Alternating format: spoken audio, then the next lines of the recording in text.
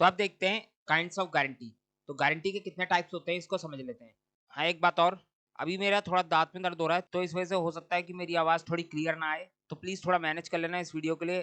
तो सबसे पहले स्पेसिफिक गारंटी को समझते हैं। A guarantee given for a single और specific transaction is called specific guarantee. तो अगर कोई गारंटी दी जाए फॉर अ सिंगल ट्रांजैक्शन या फिर फॉर अ स्पेसिफिक ट्रांजैक्शन, तो वो हमारी स्पेसिफिक गारंटी कहलाती है।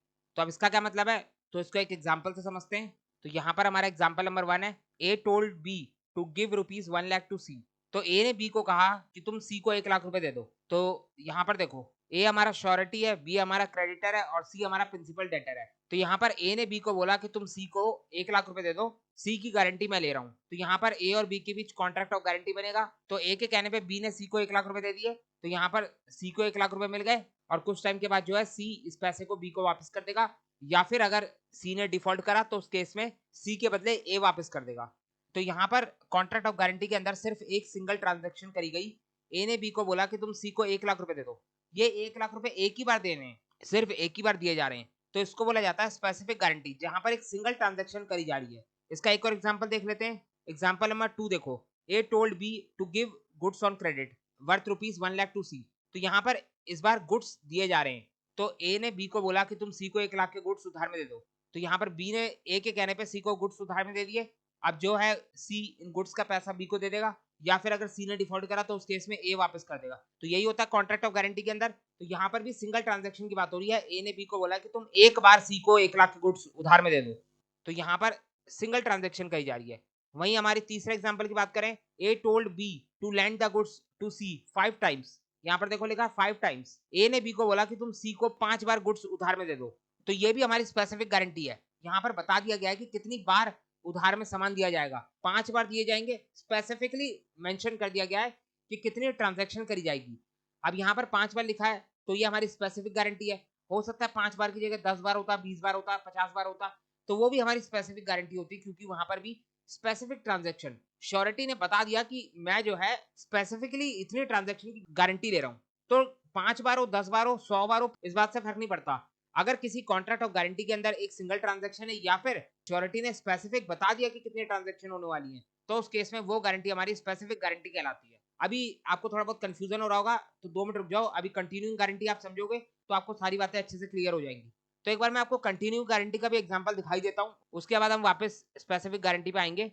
तो देखो, कंटिन्यूइंग गारंटी का मतलब क्या होता है, a guarantee which extend to a series of transaction. Continuing guarantee के अंदर क्या होता है, एक सीरीज ऑफ ट्रांजैक्शन होती है, यानी यहाँ पर एक ट्रांजैक्शन नहीं होती, लगातार कंटिन्यूअस बेसिस पर ट्रांजैक्शन होती रहती है, इसीलिए इसका नाम है कंटिन्यूइंग गारंटी। एग्जांपल अगर हम इसका देखें, तो A told B that whenever C ask for goods on credit you should give them. A ने बी को बोला कि जब भी सी तुम्हारे पास आए और उधार में गुड्स मांगे, तुम उसे गुड्स दे देना। तो यहाँ पर बोला गया कि जब भी सी तुम्हारे पास आए, क्या कोई स्पेसिफिक ट्रांजैक्शन बताई गई है कि सी जो है बी के पास 1 बार आएगा, 2 बार आएगा, 5 बार आएगा, 100 बार आएगा? क्या कुछ ऐसा बताया गया है? नहीं।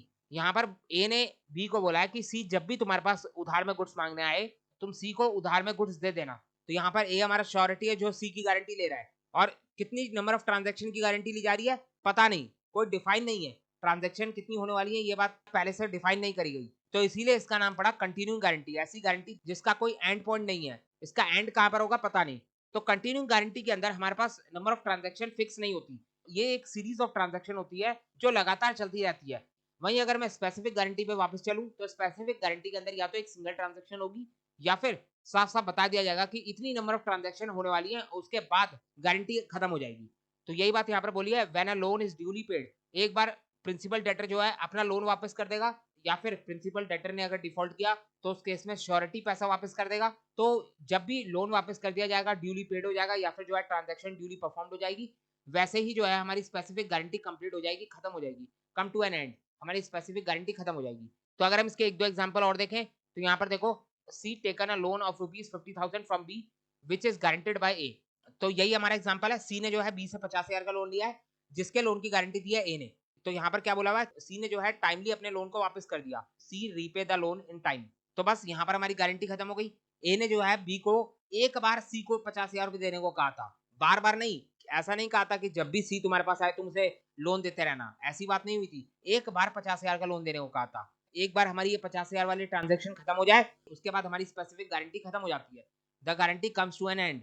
अब यहाँ पर अगर सी को दोबारा लोन चाहिए बी से, तो उस केस में क्या होगा, उस केस में सी को दोबारा से कोई फ्रेश गारंटर लाना होगा, यानी दोबारा से कोई फ्रेश गारंटी देनी पड़ेगी। It requires a fresh guarantee. तो स्पेसिफिक गारंटी के अंदर एक बार ट्रांजैक्शन पूरी हो जाए तो उसके बाद हमारी स्पेसिफिक गारंटी खत्म हो जाती है। तो समझ में आ रही है बात। एक और एग्जांपल देख लो। A guarantee for good behaviour of an employee is not a continuing guarantee as the employment of a person is one transaction. तो इसको एग्जांपल से समझते हैं। यहाँ पर मान लो सी को जॉब चाहिए, तो वो सी जो है बी के पास जाता है और जाकर बोलता है कि मुझे नौकरी पे रख लो। तो बी कहता है कि मैं तुम पे भरोसा कैसे करूं, एक काम करो अपने एक गारंटर लेकर आओ। तो सी जो है ए के पास जाता है और जाकर ए को बोलता है कि तुम मेरे लिए बी को गारंटी दे दो। तो ए जो है बी के पास आता है और आकर बोलता है कि तुम जो है सी को नौकरी पे रख लो, वो जो है अच्छा इंसान है, वो हमेशा गुड बिहेवियर रखेगा, कभी कुछ गलत काम नहीं करेगा। तो यहाँ पर क्या बोला गया है कि ए ने जो सी की गारंटी दी है एम्प्लॉयमेंट की, ये हमारी एक स्पेसिफिक गारंटी है, क्योंकि एम्प्लॉयमेंट हमारी एक सिंगल ट्रांजैक्शन है। यहाँ पर ऐसा नहीं है कि सी जो है 1 साल के लिए अच्छा बिहेवियर रखेगा, गुड बिहेवियर रखेगा, उसके बाद 1 साल के बाद जो है दोबारा से खराब बिहेवियर में आ जाएगा, ऐसा नहीं है। ए ने बी को बोला है कि सी जो है जब तक तुम्हारे पास काम करेगा तब तक जो है गुड बिहेवियर करेगा, जब तक अच्छे तरीके से काम करेगा। तो ये एक सिंगल ट्रांजैक्शन है। तो एम्प्लॉयमेंट के अंदर अगर गारंटी दी जाती है तो उसे हम एक सिंगल ट्रांजैक्शन मानते हैं। सी जब तक बी के पास काम करेगा तब तक उसको गुड बिहेवियर में ही रहना पड़ेगा। यहाँ पर देखो यही लिखा हुआ है, गारंटी फॉर गुड बिहेवियर। अगर good behaviour of an employ की गारंटी दी जाती है तो वो हमारी कंटिन्यूइंग गारंटी नहीं होती, ये एक सिंगल ट्रांजैक्शन की गारंटी मानी जाती है। Employment of a person is one transaction. यहाँ पर कल को जो है ए बी को ये नहीं बोल सकता कि मैं सी की 1 साल की गारंटी दे रहा हूँ या 2 साल के गुड बिहेवियर की गारंटी दे रहा हूँ, या फिर कल को ए जो है बी के पास 6 महीने बाद आकर या फिर 1 साल के बाद आकर ये कहे कि मैं जो है अब सी की गारंटी नहीं ले रहा, मेरी गारंटी सिर्फ 1 साल तक थी, अब मैं सी की गारंटी वापस ले रहा हूँ। ऐसा भी नहीं हो सकता। स्पेसिफिक गारंटी के अंदर कभी भी गारंटी वापस नहीं ली जा सकती। यहाँ पर ए ने एक बार सी की गारंटी दे दी तो बस बात खत्म हो गई। अब जब तक सी जो है बी के पास काम करेगा तब तक उसकी गारंटी वैलिड रहेगी और इसे हम स्पेसिफिक गारंटी मानेंगे।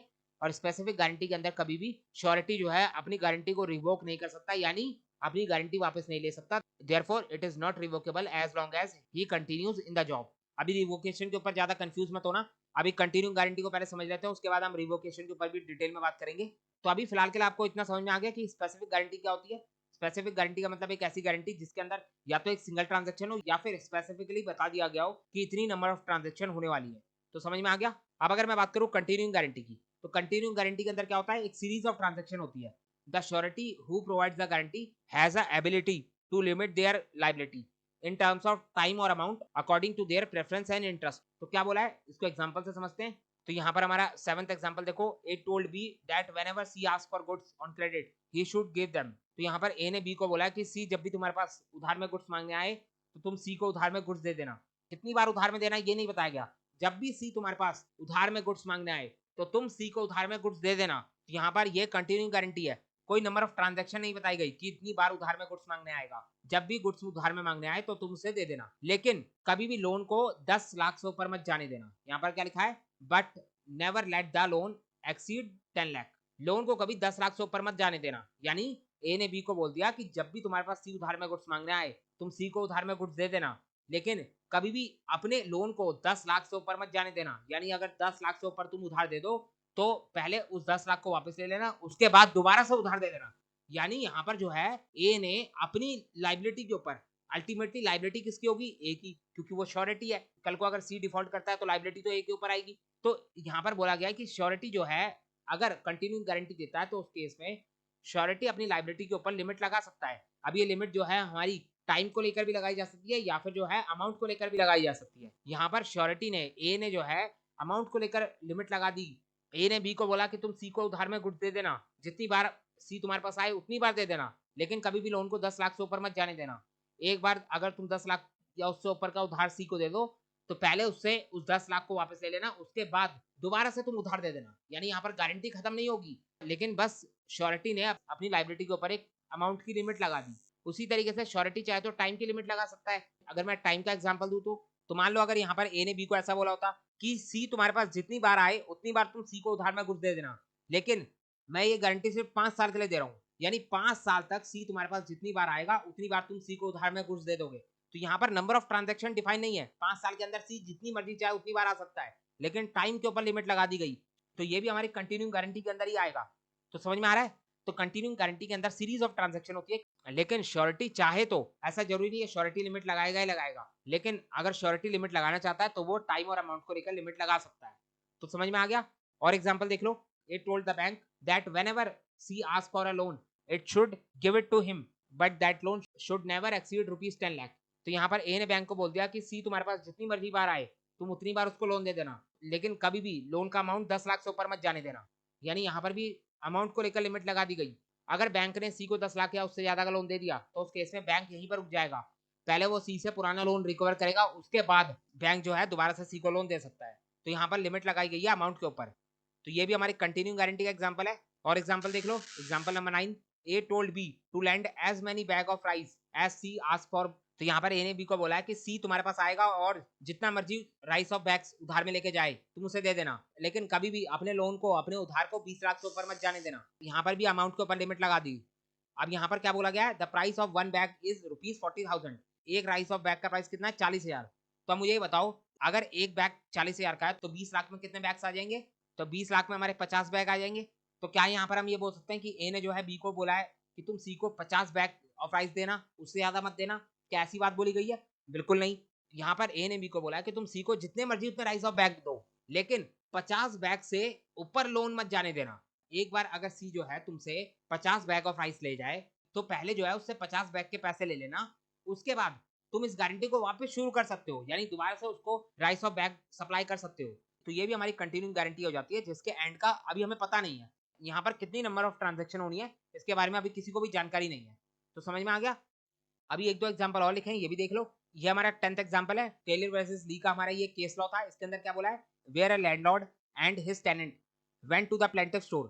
तो एक लैंडलॉर्ड है और एक टेनेंट है, ये दोनों के दोनों जो है प्लेंटिफ के स्टोर में जाते हैं। प्लेंटिफ कौन है? प्लेंटिफ होता है वो पर्सन जिसने केस करा है। तो यहाँ पर टेलर हमारा प्लेंटिफ है जिसने केस करा है। तो लैंडलॉर्ड और टेनेंट जो है इस प्लेंटिफ के स्टोर पे जाते हैं, इस प्लेंटिफ की शॉप पे जाते हैं। तो यहाँ पर landlord said to the tenant, mister Parker will be on our land this year and you will sell him anything he wants and I will see it paid. तो यहाँ पर जो है लैंडलॉर्ड और टेनेंट प्लेंटिफ के store पे जाते हैं। तो लैंडलॉर्ड बोलता है प्लेंटिफ से कि मिस्टर पार्कर है यहाँ पर हमारा ये टेनेंट। लैंडलॉर्ड प्लेंटिफ से बोलता है कि मिस्टर पार्कर जो है इस साल हमारी इस लैंड पे रहने आया है, तो जब भी मिस्टर पार्कर तुम्हारे शॉप पर आए और जो भी तुमसे मांगे तो तुम उसे वो सामान दे देना, उस सामान का पैसा मैं दे दूंगा। तो अब मुझे ये बताओ कि क्या ये कॉन्ट्रैक्ट ऑफ गारंटी है? तो यहाँ पर इसका आंसर है नो, ये कॉन्ट्रैक्ट ऑफ गारंटी नहीं है। यहाँ पर कोई प्राइमरी या सेकेंडरी कॉन्ट्रैक्ट नहीं बना है या किसी पर्सन की गारंटी नहीं ली गई। यहाँ पर जो लैंडलॉर्ड ने सिंपली ये बोला है कि मिस्टर पार्कर सामान खरीदेगा और उसका पैसा मैं दे दूंगा। तो यहाँ पर ये हमारा सिर्फ एक ओरिजिनल प्रॉमिस है, ओरिजिनल कॉन्ट्रैक्ट है, सिर्फ एक ही कॉन्ट्रैक्ट है। कोई कोलेटरल प्रॉमिस नहीं करा गया, कोई गारंटी का कॉन्ट्रैक्ट नहीं करा गया। अगर ऐसा होता कि लैंडलॉर्ड ये बोलता प्लेंटिफ से कि मिस्टर पार्कर को तुम उधार में सामान दे देना, मिस्टर पार्कर तुम्हारा पैसा वापस कर देगा, और अगर मिस्टर पार्कर ने पैसा देने में डिफॉल्ट करा तो उस केस में मैं तुम्हारा पैसा वापस कर दूंगा। यानी अगर ऐसा होता कि लैंडलॉर्ड ने मिस्टर पार्कर की गारंटी ली होती कि प्राइमरी लायबिलिटी मिस्टर पार्कर की है और सेकेंडरी लायबिलिटी मेरी है, अगर ऐसी कोई बात होती तो फिर उस केस में हम इसको कॉन्ट्रैक्ट ऑफ गारंटी बोलते। लेकिन यहाँ पर ऐसा कुछ नहीं है। लैंडलॉर्ड ने साफ साफ बोल दिया कि मिस्टर पार्कर जो है तुम्हारी दुकान से सामान खरीदेगा, लेकिन तुम उससे पैसा मत मांगना, उसका पैसा मैं पे कर दूंगा। तो यहाँ पर सिर्फ एक ओरिजिनल कॉन्ट्रैक्ट बना है, सिर्फ एक ओरिजिनल प्रॉमिस करा गया है, किसी भी तरीका कोई कोलेटरल प्रॉमिस नहीं है। कोई ऐसी बात नहीं करी गई कि एक अगर डिफॉल्ट करेगा तो उस केस में कोई दूसरा पर्सन लायबल होगा, ऐसी कोई बात नहीं बोली गई है। तो इसीलिए हम इसको कॉन्ट्रैक्ट ऑफ गारंटी नहीं बोलेंगे, ये कोई गारंटी का कॉन्ट्रैक्ट नहीं है। तो समझ में आ गया।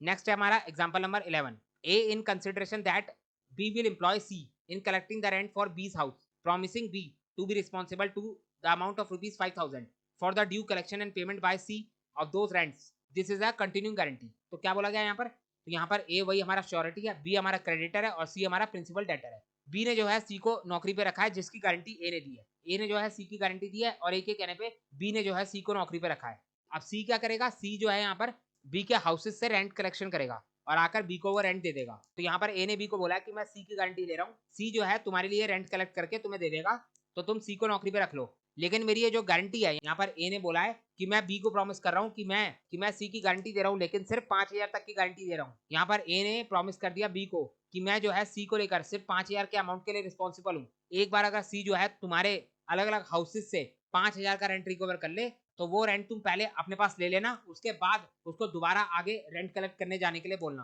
तो यहाँ पर ए ने जो है अपनी गारंटी की अमाउंट के ऊपर लिमिट लगा दी 5,000 की, for the due collection and payment by C of those rent. तो यहाँ पर ये लिमिट लगाने का मतलब ये नहीं है कि ये कोई स्पेसिफिक गारंटी है। एक बार जो है सी 5,000 का रेंट लेकर आ जाएगा और बी को वो रेंट की पेमेंट कर देगा, उसके बाद जो है दोबारा से गारंटी कंटिन्यू हो जाएगी। तो ये भी हमारी कंटिन्यू गारंटी है जिसके ऊपर अमाउंट की लिमिट लगी हुई है। तो समझ में आ गया। तो नेक्स्ट एग्जांपल देखो, A guarantees payment to B a tea dealer to the amount of rupees 100 for any tea he may from time to time supply to C। तो यहाँ पर वही ए हमारा श्योरिटी है, बी हमारा क्रेडिटर है और सी हमारा प्रिंसिपल डेटर है। ए ने सी की गारंटी ली है, बी हमारा टी डीलर है यानी बी जो है हमारा चाय वाला है। तो ए ने जो है बी को बोला है कि तुम जो है सी को time to time tea supply करते रहना, यानी सी जो है तुम्हारे पास जितनी बार टी मांगने आए उतनी बार तुम सी को टी दे देना, लेकिन कभी भी अपने लोन को 100 रुपए से ऊपर मत जाने देना। यहाँ पर ए ने बी को सी की कंटिन्यूइंग गारंटी तो दी है लेकिन अमाउंट के ऊपर लिमिट लगा दी। तो यहाँ पर बी ने जो है सी को टी सप्लाई करी और उधार की लिमिट कितनी हो गई, 100 रुपए से ऊपर चली गई। B supply C with tea to the above value of ₹100। तो अब यहाँ पर बी जो है रुक गया, उसने पहले सी से पैसा मांगा तो सी ने जो है पैसा दे दिया। तो एक बार सी ने पैसा दे दिया उसके बाद जो है गारंटी वापस चालू हो जाएगी। Afterward B supply C with a tea to the value of ₹200। तो दोबारा से जो है बी ने सी को चाय सप्लाई करी, लेकिन कितने की सप्लाई कर दी, 200 की। गारंटी के ऊपर कितने की लिमिट थी, 100 रुपए की। तो अब यहाँ पर इस बार जो है सी ने डिफॉल्ट कर दिया, सी फेल्स टू पे, सी ने पैसा पे नहीं करा। तो अब मुझे ये बताओ कि ए की लायबिलिटी कितनी होगी। ए की लायबिलिटी के ऊपर तो लिमिट लगी हुई थी 100 रुपए की, तो यहाँ पर बी को ध्यान रखना था कि उसे जो है 100 रुपए से ऊपर सी को उधार नहीं देना चाहिए था। तो अब यहाँ पर हम बोल सकते हैं कि भले ही हमारी कंटिन्यू गारंटी थी लेकिन ए की गारंटी के ऊपर 100 रुपए की लिमिट लगी हुई थी। The guarantee given by A was a continuing guarantee, A is accordingly liable to B. A जो है बी के लिए लायबल होगा लेकिन 100 रुपए तक ही लायबल होगा, उससे ऊपर लायबल नहीं होगा। तो समझ में आ गया। तो क्लियर हो गया आपको कंटिन्यूइंग गारंटी क्या होता है और स्पेसिफिक गारंटी क्या होता है। तो अब आगे बढ़ते हैं। तो अब यहाँ पर एक नोट देखो, नोट लिखा हुआ है a specific guarantee once given is irrevocable, यानी स्पेसिफिक गारंटी जो है कभी भी वापस नहीं ली जा सकती। बीच में से ऐसा नहीं हो सकता कि आप अपनी गारंटी वापस ले लो, श्योरिटी बोले कि मैं अपनी गारंटी वापस ले रहा हूँ, ये पॉसिबल नहीं है। अभी हम देखेंगे कि कंटिन्यूइंग गारंटी वापस ली जा सकती है, इसको हम देखेंगे रिवोकेशन ऑफ कंटिन्यूइंग गारंटी। लेकिन स्पेसिफिक गारंटी को लेकर सुन लो, स्पेसिफिक गारंटी कभी भी वापस नहीं ली जा सकती। Even the death of the surety does not result in revocation of the guarantee. यहाँ तक कि अगर श्योरिटी की डेथ हो जाती है तो उस केस में भी स्पेसिफिक गारंटी खत्म नहीं होती, स्पेसिफिक गारंटी का रिवोकेशन नहीं होता। अगर श्योरिटी की डेथ हो जाती है तो उस केस में श्योरिटी के लीगल सक्सेसर यानी जो श्योरिटी के लीगल रिप्रेजेंटेटिव होंगे वो स्पेसिफिक गारंटी के लिए लायबल होंगे। Legal successor continue remains liable, however the liability shall be limit to the value of asset inherited. अगर श्योरिटी की डेथ हो जाती है तो उस केस में जो श्योरिटी के लीगल सक्सेसर होंगे वो स्पेसिफिक गारंटी के लिए लायबल होंगे, लेकिन उनकी लायबिलिटी सिर्फ उतनी होगी जितने की उनको असेट इनहेरिटेड हुई है, यानी जितने की एसेट उन्हें श्योरिटी से रिसीव हुई है उतने की ही गारंटी के लिए से वो लायबल होंगे। तो समझ में आ रही है बात। तो ये हो गया हमारा स्पेसिफिक गारंटी। अब अगर मैं कंटिन्यूइंग गारंटी के रिवोकेशन की बात करूं तो कंटिन्यूइंग गारंटी का रिवोकेशन बिल्कुल करा जा सकता है। कैसे रिवोक करा जाएगी, तो यहाँ पर बोला गया बाय नोटिस, सेक्शन 130 ने बोला हुआ है अ कंटिन्यूइंग गारंटी में at any time B revoke by surety as to the future transaction by notice to the creditor. तो यहाँ पर बोला है कि अगर श्योरिटी को कंटिन्यूइंग गारंटी को रिवोक करना है यानी कंटिन्यूइंग गारंटी वापस लेनी है तो उस केस में श्योरिटी को जो है क्रेडिटर को एक नोटिस देना पड़ेगा कि मैं जो है अपनी गारंटी रिवोक कर रहा हूँ, मैं जो है अपनी गारंटी वापस ले रहा हूँ। तो यहाँ पर अगर हम इसको एग्जांपल से समझें, A promise to pay B all the groceries bought by C for a period of 12 months if C fails to pay. तो यहाँ पर ए हमारा श्योरिटी है, बी हमारा क्रेडिटर है और सी हमारा प्रिंसिपल डेटर है। ए ने बी को बोला है कि सी तुम्हारे पास जो भी ग्रोसरीज लेने आए, जितनी भी ग्रोसरी लेने आए तुम उसे उधार में दे देना, उसकी गारंटी मैं ले रहा हूँ। और यहाँ पर ए जो हमारा श्योरिटी है उसने टाइम के ऊपर लिमिट लगा दी 12 महीने की। ए ने बी को बोला है कि मैं सी की गारंटी तो ले रहा हूँ लेकिन सिर्फ 12 महीने के लिए ले रहा हूँ। अब देखो ये हमारी कंटिन्यूइंग गारंटी है, यहाँ पर ये नहीं बताएगा कि कितनी नंबर ऑफ ट्रांजैक्शन होंगी। ए ने बी को सिर्फ इतना बोला कि सी तुम्हारे पास जितनी मर्जी बार उधार में ग्रोसरी लेने आए तुम उसे दे देना, यानी 12 महीने के अंदर जितनी मर्जी उतनी ट्रांजैक्शन हो सकती है, नंबर ऑफ ट्रांजैक्शन के ऊपर कोई लिमिट नहीं लगाई गई। तो इसीलिए हमारी ये कंटिन्यूइंग गारंटी कहलाएगी। अब यहाँ पर क्या होता है, गारंटी तो 12 महीने की दे दी। In the next 3 months C buys ₹2000 worth of groceries. तो यहाँ पर क्या हुआ, अगले 3 महीने के अंदर सी ने जो है बी से 2000 रुपए की ग्रोसरीज उधार में खरीदी। तो अब 3 महीने निकल गए। अब यहाँ पर अचानक जो है 3 महीने बाद ए को लगा कि मैंने जो है सी की गारंटी देकर कहीं गलती तो नहीं कर दी, कहीं ऐसा तो नहीं है कि सी जो है बिना पैसे दिए भाग जाए। तो यहाँ पर ए ने सोचा कि मैं अब अपनी गारंटी वापस ले लेता हूँ। After 3 months a revoke the guarantee by giving a notice to be. यहाँ पर 3 महीने बाद जो है ए ने जो है बी को नोटिस दिया और बोला कि मैं अब अपनी गारंटी वापस ले रहा हूँ। गारंटी कितने महीने की दी गई थी, 12 महीने की, लेकिन 3 महीने बाद ही ए जो है अपनी गारंटी वापस ले रहा है। तो क्या ए ऐसा कर सकता है, तो बिल्कुल। अगर कंटिन्यू गारंटी है तो उस केस में ए ऐसा कर सकता है। ए जो है बी को नोटिस देकर अपनी गारंटी वापस ले सकता है। तो ए ने जो है बी को नोटिस दे दिया और बोला कि मैं अपनी गारंटी को रिवोक कर रहा हूँ। अब अगर तुम सी को आगे फर्दर फ्यूचर में कोई भी गुड्स उधार में देते हो तो उसके लिए यहाँ पर अब मैं लायबल नहीं होऊंगा। इसीलिए यहाँ पर बोला गया है कि अगर श्योरिटी अपनी गारंटी रिवोक करता है तो उस केस में उसकी रिवोकेशन फ्यूचर ट्रांजेक्शन के ऊपर हो सकती है, लेकिन कभी भी पास्ट ट्रांजेक्शन के ऊपर नहीं होगी। यहाँ पर ए ने जो है 3 महीने बाद अपनी गारंटी रिवोक करी है, तो फ्यूचर ट्रांजैक्शन के लिए ए की लायबिलिटी नहीं है, लेकिन जो पास्ट ट्रांजैक्शन हो गई उसके लिए तो ए लायबल होगा ही होगा। तो यहाँ पर जो है सी ने बी से फर्दर 1000 की ग्रोसरी खरीदी। अब ये फर्दर का मतलब है 3 महीने बाद सी ने जो है बी से 3 महीने बाद 1000 की और ग्रोसरी खरीदी और उसकी भी पेमेंट करने में फेल हो गया। सी फेल्स टू पे। तो यहाँ पर सी ने टोटल कितने का डिफॉल्ट करा है? 3000 का। 2000 का तो सामान उसने पहले 3 महीने में खरीदा था, उसके बाद 1000 का सामान 3 महीने बाद खरीदा। तो अब इस केस में A is not liable for ₹1000 of purchase. तो ए यहाँ पर बाद वाले 1000 के लिए लाइबल नहीं होगा। That was made after the notice, जो कि नोटिस के बाद खरीदा गया है। But he is liable of ₹2000 of purchase made before the notice. लेकिन 2000 का सामान जो नोटिस से पहले खरीदा गया था उसके लिए अभी भी ए लाइबल होगा, यानी उसके लिए श्योरिटी अभी भी लाइबल क्या लाएगा। तो समझ में आ गया। तो श्योरिटी चाहे तो कभी भी कंटिन्यूइंग गारंटी के अंदर फ्यूचर ट्रांजैक्शन के लिए क्रेडिटर को नोटिस देकर अपनी गारंटी रिवोक कर सकता है। तो क्लियर है। तो कंटिन्यूइंग गारंटी को रिवोक करने का एक तरीका तो हो गया बाय नोटिस, नोटिस देकर गारंटी रिवोक करी जा सकती है। अब अगर मैं दूसरे तरीके की बात करूं तो यहाँ पर बोला है bye death of the surety. Section 131 ने बोला है कि अगर मान लो श्योरिटी की डेथ हो जाए तो उस केस में भी कंटिन्यूइंग गारंटी रिवोक मानी जाएगी। यहाँ पर देखो क्या बोला है, death of a surety also operates. Operates का मतलब होता है ऑटोमेटिकली। अगर श्योरिटी की डेथ हो जाए तो उस केस में कंटिन्यूइंग गारंटी जो है ऑटोमेटिकली टर्मिनेट हो जाती है। हमेशा ये माना जाता है कि डेथ जो है अपने आप में एक पब्लिक नोटिस होता है। डेथ के लिए कोई नोटिस नहीं देना पड़ता, death by default public notice होता है। तो यहाँ पर अगर कंटिन्यूइंग गारंटी है तो उस केस में श्योरिटी की डेथ होते ही गारंटी अपने आप रिवोक हो जाएगी, यानी गारंटी अपने आप टर्मिनेट हो जाएगी। अब यहाँ पर फ्यूचर ट्रांजैक्शन के लिए श्योरिटी के लीगल रिप्रेजेंटेटिव या लीगल सक्सेसर भी लायबल नहीं होंगे।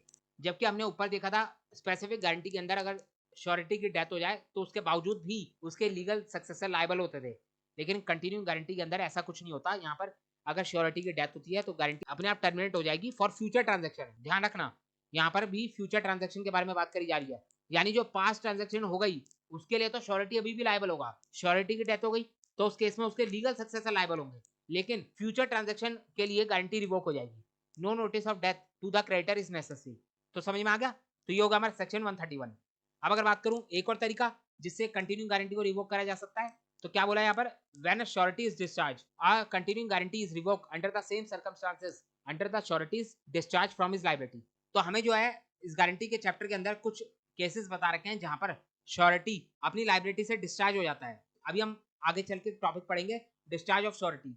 तो श्योरिटी अगर डिस्चार्ज हो गया तो इसका मतलब साफ है श्योरिटी की लायबिलिटी खत्म हो गई, यानी कंटिन्यूइंग गारंटी ऑटोमेटिकली रिवोक हो गई। तो वही बात यहाँ पर बोली है, इसको अभी छोड़ दो फिलहाल के लिए। अभी हम आगे चल के डिस्चार्ज ऑफ श्योरिटी वाला टॉपिक पढ़ेंगे, तो वहां पर हम इसको समझेंगे। तो समझ में आ गया। तो ये हमारे 3 केसेस हो गए जहां पर कंटिन्यूइंग गारंटी को रिवोक करा जा सकता है। तो यह हमारा कंटिन्यूइंग गारंटी और स्पेसिफिक गारंटी वाला टॉपिक हो गया।